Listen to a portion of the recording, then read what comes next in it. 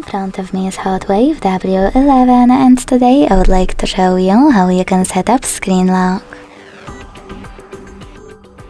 Begin by launching settings and scrolling down to access security.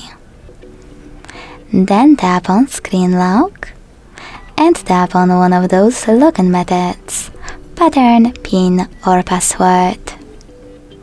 Then create it. Select Next at the bottom right corner and repeat it to confirm it. Then select Confirm.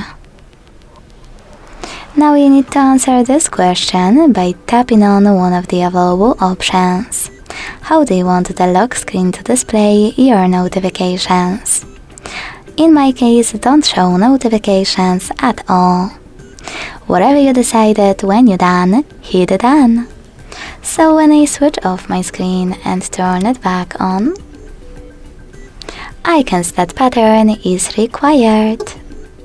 Thanks so much for watching. If you enjoyed this video, leave a like, comment and subscribe. Bye!